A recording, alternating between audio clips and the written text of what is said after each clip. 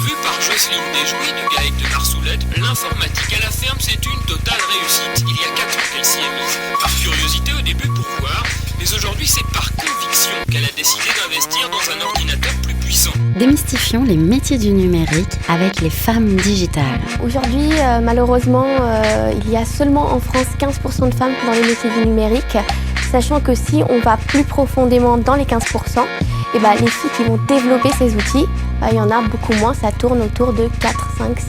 À plein d'endroits. C'est un message qui malheureusement est passé dans l'éducation des jeunes femmes et des femmes. Dire attends, t'es une femme, reste à ta place. C'est quoi la place d'une femme ? Programme proposé par Digital 113 et Campus FM et animé par Magali Germont, déléguée régionale Occitanie des femmes du numérique. Bonjour à toutes et tous. Aujourd'hui, je reçois une grande dame du numérique. Elle a un parcours incroyable, une énergie débordante et surtout le sens du mot valeur. Merci d'accueillir Pascale Rivière. Bonjour Pascale. Bonjour.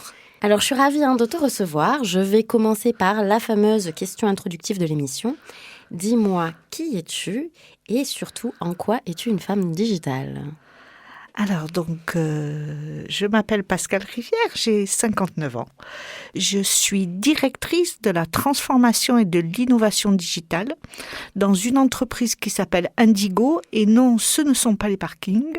Indigo, c'est une entreprise qui fait du développement durable depuis plus de 40 ans. Et je suis en poste depuis presque 4 ans maintenant.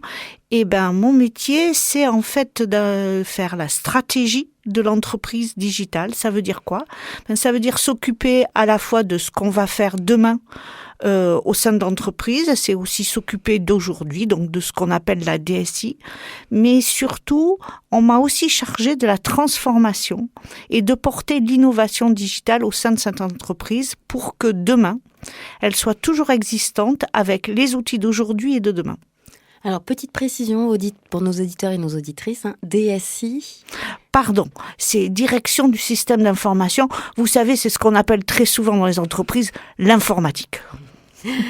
Alors, en effet, Pascale, toi, tu as une particularité, c'est que finalement, par rapport aux autres personnes que j'avais reçues avant toi lors de ce podcast, c'est que tu es davantage en fin de carrière qu'en début. Lors de ma dernière émission, j'avais une toute petite jeune qui a même pas 25 ans, et toi, c'est plutôt vers la fin. Mais surtout, ce qui est intéressant dans ton histoire, c'est finalement que tu as fait des choix dans ta vie professionnelle, des choix d'objectifs de vie plutôt que de grande carrière. Alors, explique-nous. J'ai toujours privilégié la composition dans la vie. Donc, on pourrait dire que j'ai toujours essayé d'avoir 3 objectifs. Un travail intéressant, avec des responsabilités, avoir une vie de famille, et avoir une vie sociale. Ce qui n'a pas toujours été très simple, je l'admets, mais qui m'a vraiment permis de m'épanouir. Et moi qui suis en fin de carrière, quand j'ai commencé, j'avais des rêves. Et je suis très fière de dire qu'à mon âge, j'en ai encore, mais surtout que j'en ai fait plein. Et donc, c'est vraiment important. Et en plus, aujourd'hui, ce qui est très intéressant dans mon nouveau poste, c'est que j'ai toujours pensé qu'on avait des responsabilités vis-à-vis de soi, de sa famille, mais aussi de la société. Et j'ai cette chance-là. C'est que ce que je fais aujourd'hui, quand je me lève le matin, c'est bon pour la planète, c'est bon pour la société, c'est bon pour ma famille et c'est bon pour moi. C'est pas mal quand même, quand on se lève le matin. Ah, en effet, ça, c'est des beaux objectifs de vie.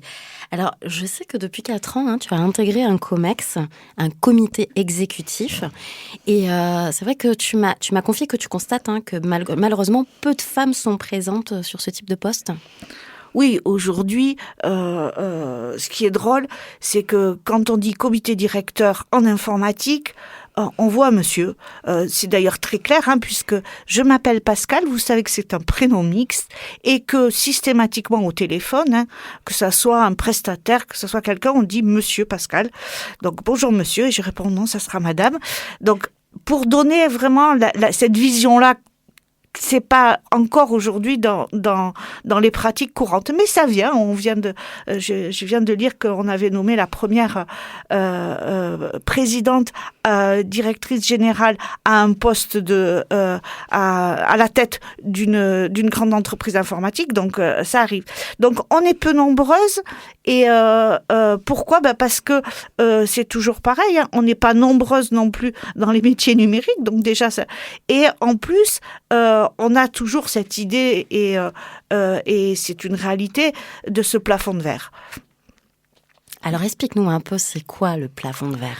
C'est à la fois celui qu'on se met et que les autres nous mettent, c'est-à-dire que il est clair que il faut quand même un peu d'ambition pour se dire que on est capable de diriger et d'avoir un point de vue sur ce qui va se faire demain, la stratégie de demain. Ça et donc c'est pas une femme, c'est pas ses premières valeurs. Et d'un autre côté, moi j'ai toujours pensé que il fallait être au bon endroit pour pouvoir faire changer les choses. Et mon objectif, c'était vraiment d'être au bon endroit justement pour pouvoir porter cette stratégie de transformation et d'innovation. Et qui dit transformation dit obligatoire humain. Et moi, c'est important. Donc, je suis allée jusqu'au bout. Donc, ce plafond de verre, c'est cette capacité à aller au-delà de c'est pas ma place, même si on le pense. Faut essayer d'aller au-delà. Et pour ça, faut s'en donner les moyens. Et tu penses qu'il y a vraiment une thématique sociétale, surtout en France, par rapport à cette vision ? Tu as dit, justement, les femmes, au départ, c'est pas leur vision. Je pense que alors moi je suis d'une ancienne génération, on va dire maintenant, et à la fois de ces premières féministes qui nous portaient dans le sens vous pouvez aller jusqu'où vous voulez, et d'un autre côté une société où encore c'était pas dans les mœurs, donc on y pensait, mais c'était compliqué en fait pour nous. Je dirais que moi quand je disais j'aurais pas de souci à diriger une entreprise, on me disait mais t'es sûr ? Donc voilà, donc c'est vraiment, je pense, c'est moi aujourd'hui, hein, c'est pour ça aussi que je suis là, c'est pour dire à toutes ces jeunes, allez-y. Super. Alors, revenons un peu sur ton histoire, parce que j'imagine bien que quand tu as fait tes études, le mot numérique n'existait pas forcément. Donc, autant dire que le poste que tu as aujourd'hui, ça n'existait pas. Très clairement. Donc, et surtout, tu m'as confié que tu avais un parcours d'origine très, très éloigné de ce monde digital, puisque tu as eu un doctorat d'histoire. Tu peux nous raconter un peu cette histoire, et puis comment, du coup, on bascule vers ce monde numérique ? Alors oui, en fait, moi, de formation, donc j'ai un doctorat d'histoire des civilisations médiévales et modernes, et c'est un mémoire sur Venise. Et donc, il se trouve que dans cette thèse, j'avais énormément d'informations et de données, et que je vais en premier lieu créer une base de données, ce qu'on appellerait aujourd'hui une base de données.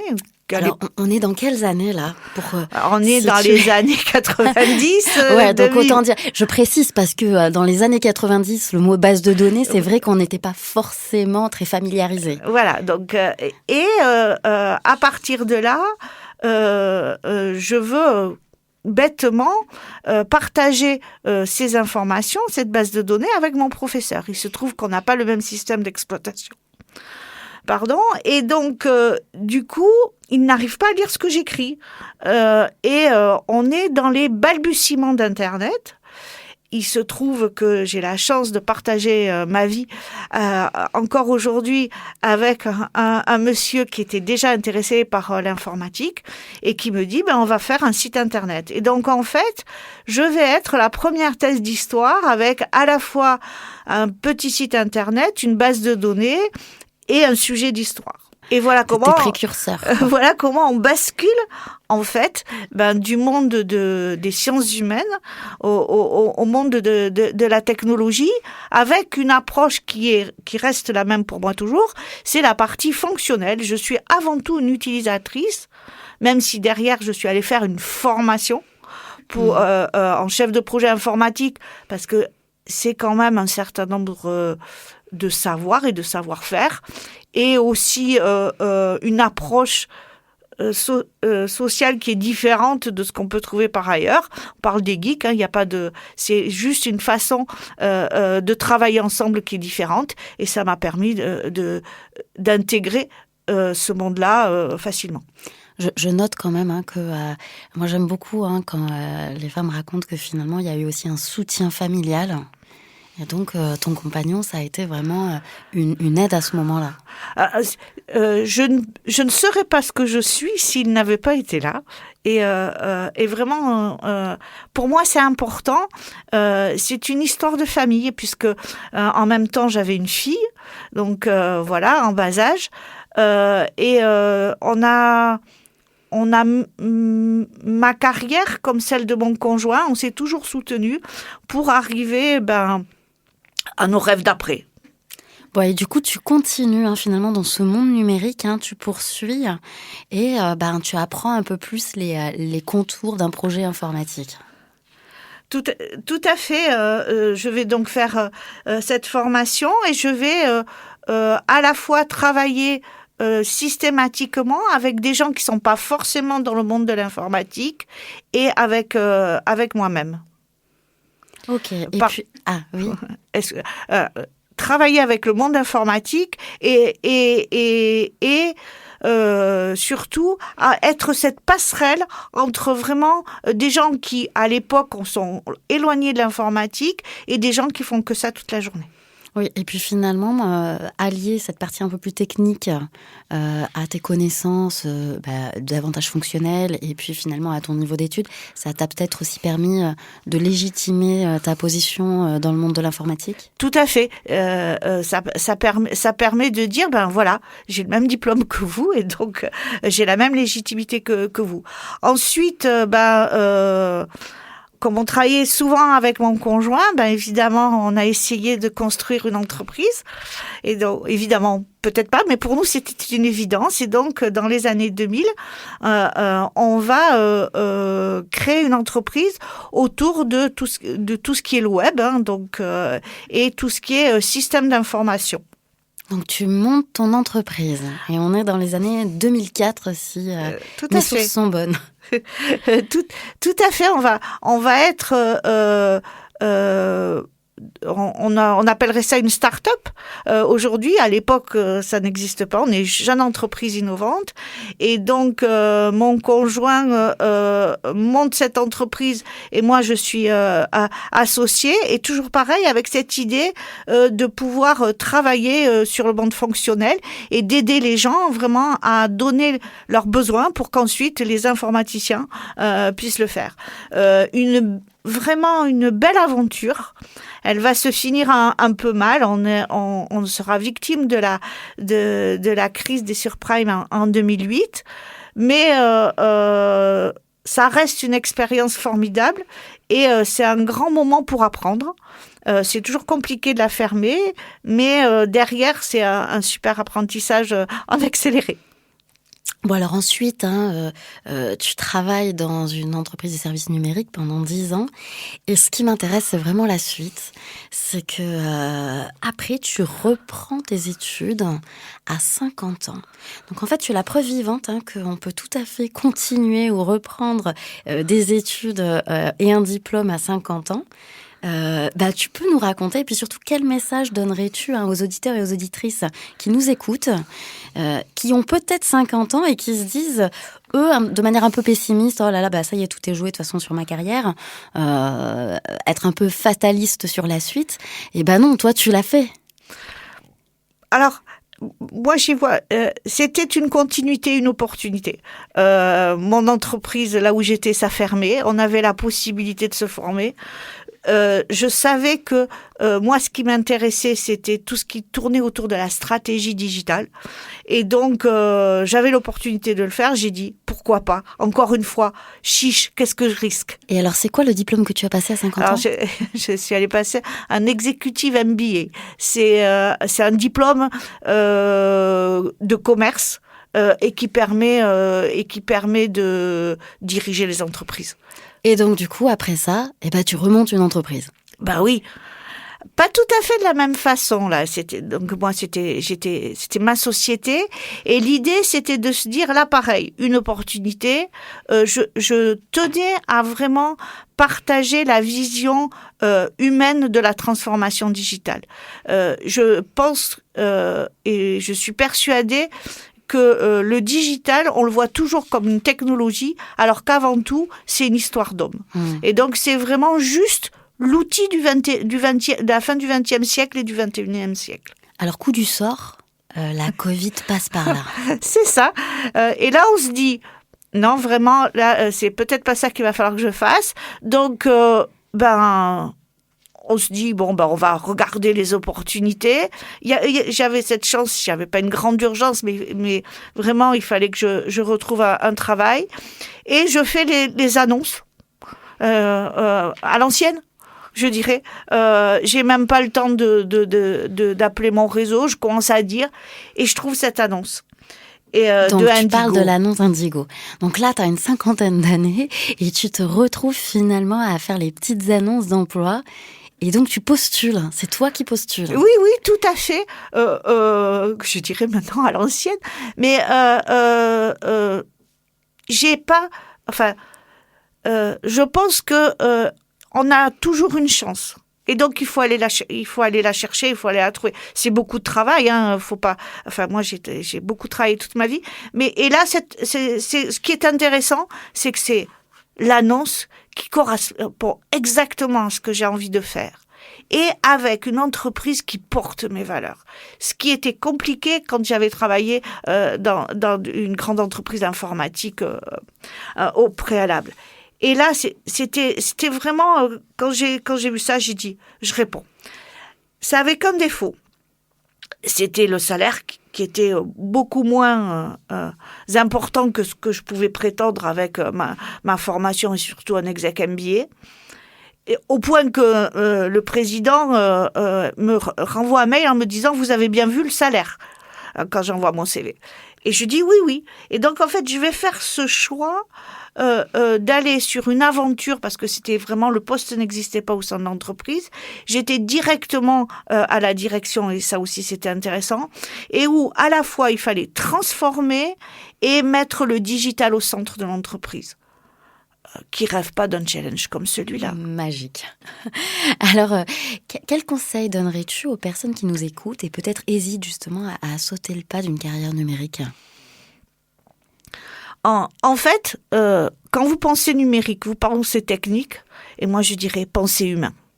Il y a toujours un humain derrière l'outil, et vous serez la bonne personne pour faire le lien entre les deux. Merci beaucoup Pascale pour ta venue à notre émission Les Femmes Digitales et pour ce partage d'une grande sagesse et d'une énergie qui nous embarque avec grand optimisme. On terminera avec le mantra de cette émission, le numérique. Une opportunité pour les femmes. Les femmes. Une opportunité pour le numérique.